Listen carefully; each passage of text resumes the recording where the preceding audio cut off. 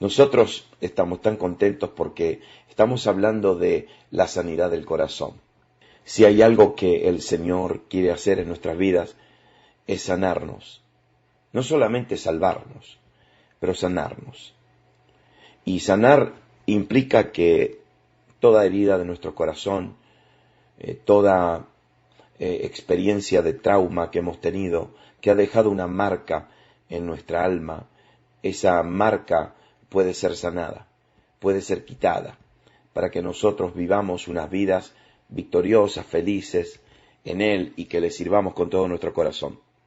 Qué difícil es servir a Dios, ¿no? Cuando uno tiene dolores y traumas y heridas. Y nosotros sabemos que una herida no está sana porque duele. Sabemos que una herida está sana cuando ya no hay más dolor.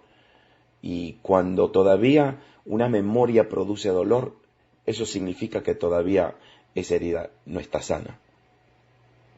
Y hemos identificado a las heridas del corazón, las hemos identificado y yo simplemente quiero repasarlas rápidamente.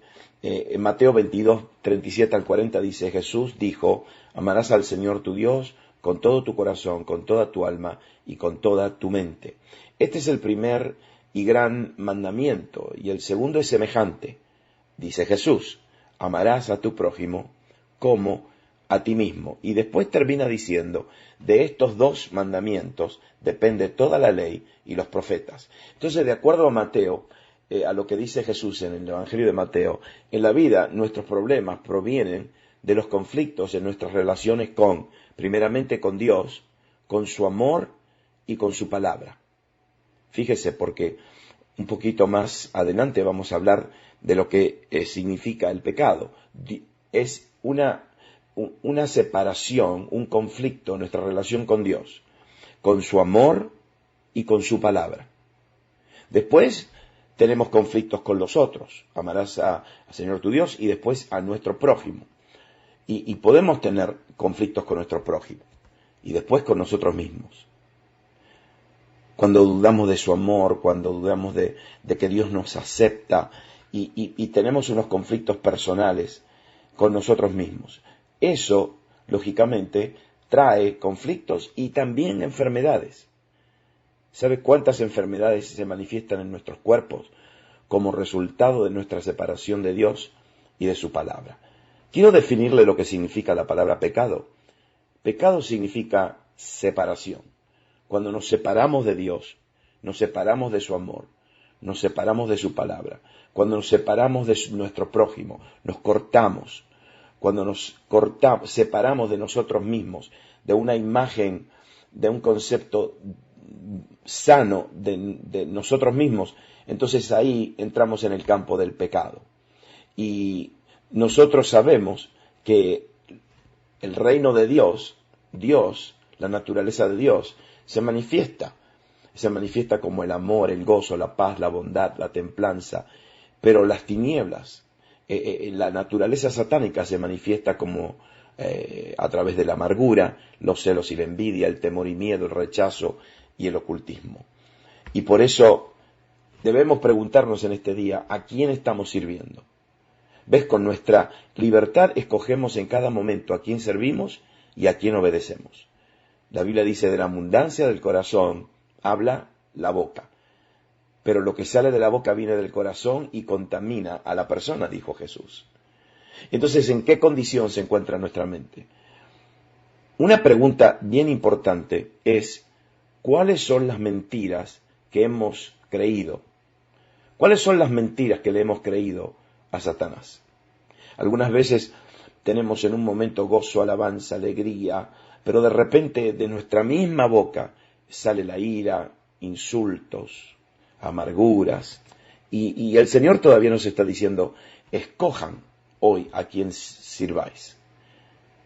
Y Josué dijo, pero yo y mi casa serviremos a Jehová. ¿Ves? Cuando nuestra boca está hablando ira, insultos, amarguras, es porque hemos rendido nuestro corazón a ese pecado. En el día de hoy simplemente quiero hablarles acerca de algo muy simple. ¿Qué es el pecado? El pecado es simple para definir. Es cuando yo me separo. Es la separación de Dios. Separación de su palabra. Claro, cuando yo no obedezco lo que Él me manda en su palabra, me estoy separando y eso es pecado. Cuando yo me separo del amor de Dios, se afecta mi relación con Dios, eso es pecado. Y la Biblia habla de algunas palabras que hoy yo quiero definir. La Biblia habla, por ejemplo, del cuerpo. Nuestro cuerpo. Nuestro cuerpo es nuestro cuerpo físico. Nuestros dedos, nuestras manos, nuestra cara, nuestro rostro, nuestra nariz, nuestros órganos. Ese es nuestro cuerpo. Pero también la Biblia habla de la carne, el cuerpo de pecado. Romanos 6:6 dice, sabiendo esto, que nuestro viejo hombre fue crucificado juntamente con él, para que el cuerpo del pecado sea destruido, a fin de que no sirvamos más al pecado. Entonces fíjese que habla del cuerpo y habla de la carne o el cuerpo de pecado, el viejo hombre. Algunas veces yo veo a hermanos o hermanas que hablan de la vieja naturaleza pecadora, y dice, ve, la carne, y apuntan a su brazo, a su mano, a la carne, al cuerpo físico. No, mi cuerpo es un instrumento para alabar a Dios. La carne, el viejo hombre, una naturaleza, es el pecado que mora. Pablo dice el pecado que mora dentro de mí. ¿Y por qué? Porque nosotros tenemos un cuerpo, un alma y un espíritu. Y Dios nos quiere santificar por completo. Todo vuestro ser, espíritu, alma y cuerpo, sea guardado irreprensible, es decir, sin reproche. Ahora, una pregunta.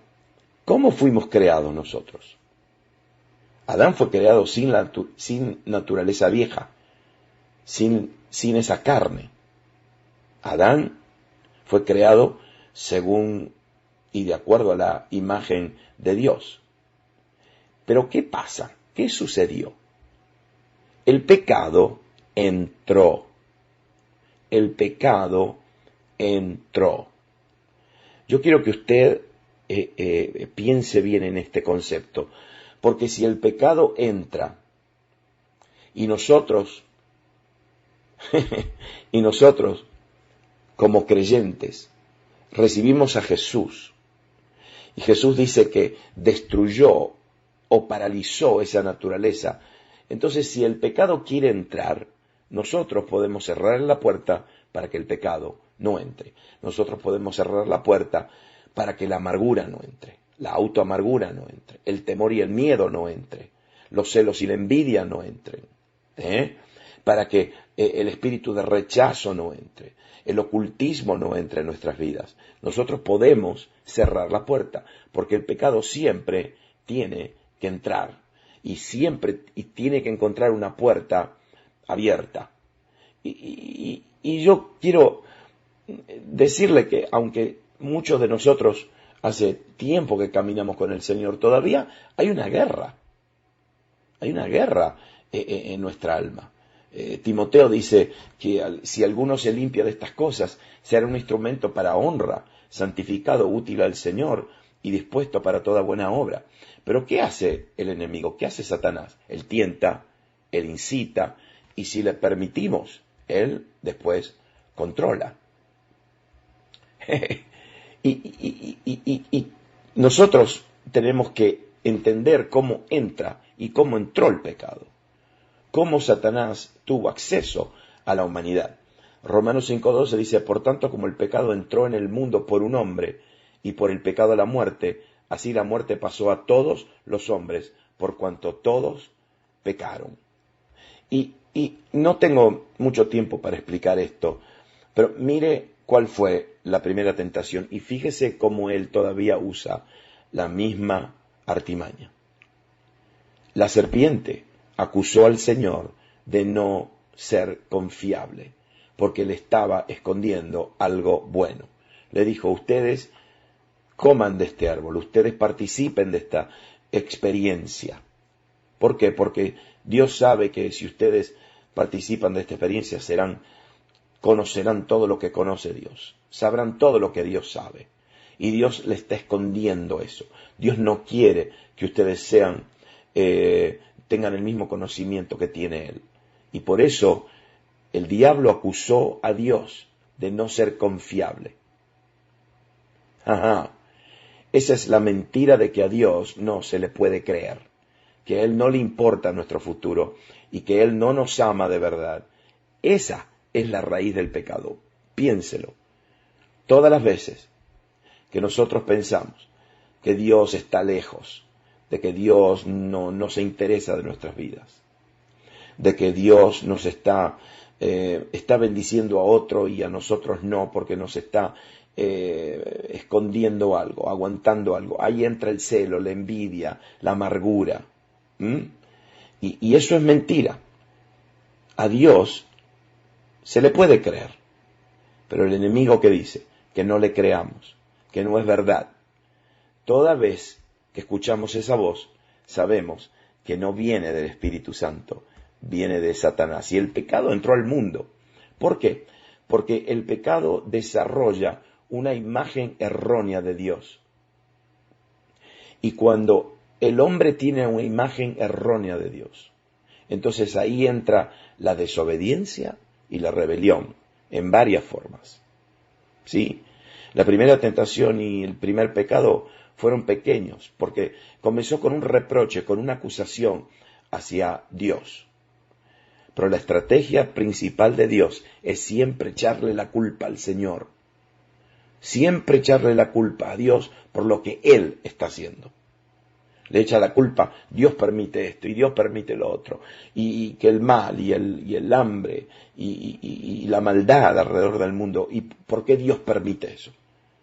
Él siempre le echa la culpa a Dios por lo que Él está haciendo. Muchas veces la gente dice, ¿y por qué hay tanto mal? ¿Y por qué hay tanto hambre? ¿Sabe lo que es el mal? El mal es la ausencia del bien. Cuando no hay bien, entonces, ¿qué se manifiesta? Y se manifiesta el mal, porque no hay bien. Es igual que la oscuridad. ¿Qué es la oscuridad? La ausencia de luz. Cuando no hay luz, no hay oscuridad. Cuando hay oscuridad, eso significa que no hay luz. Nunca me voy a olvidar de una experiencia que tuve muchos años atrás en Sudamérica, en una nación donde hay mucha agricultura, mucha fruta, muchos alimentos. Y me acuerdo que la iglesia donde estaba, la mayoría de los hermanos que trabajaban, que estaban en la iglesia, trabajaban en la fruta, en la cosecha de la fruta. Y los hermanos me estaban contando que ese año habían tenido la mejor cosecha de la historia. La mejor cosecha como nunca antes. Pero ¿saben qué? Me contaron que los dueños de los campos, los terratenientes de los grandes campos, le ordenaron a que no recojan toda la cosecha y le ordenaron solamente que recojan la mitad de la cosecha. Eso significa que la otra mitad se pudrió. Cuando hay, en ese propio país, han habido miles y miles y miles, y yo me atreveré a decir millones de personas que tienen hambre, y esta gente mala prefiere que se pudra la cosecha, de no darle de comer a gente hambrienta. ¿Y saben por qué? Ordenaron que no se recoja toda la cosecha, y simplemente porque si se recogía toda la cosecha, el precio de la fruta bajaba. Y ellos querían mantener el precio de la fruta alta. Sí, es así. El mal viene porque no hay suficiente bien. Porque cuando no hay gente que se para a tomar su lugar y decir, no, aquí vamos a hacer el bien, entonces el mal se manifiesta. El mal es la ausencia del bien.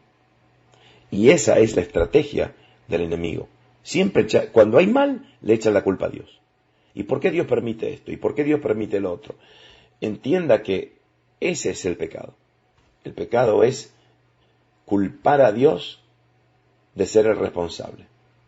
Y culpar a Dios de que Él no es confiable, de lo que Él dice no es verdad y que hay que cuestionarlo.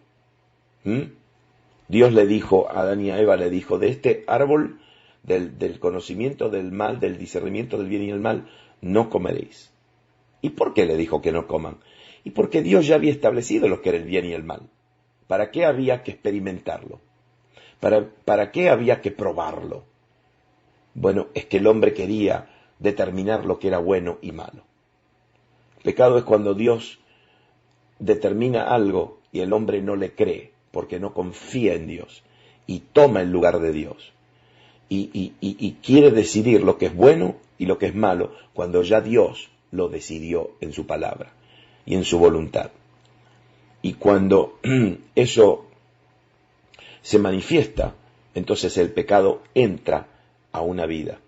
Y cuando entra a una vida, entra la vergüenza. Sintieron culpa ellos, por ejemplo, se escondieron de Dios.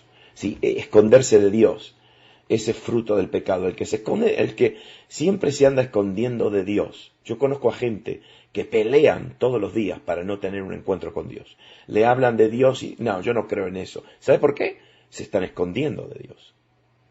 El hombre, Adán y Eva, rehusaron tomar responsabilidad y responsabilizaron a Dios. Adán responsabilizó a Dios por haberle dado a Eva.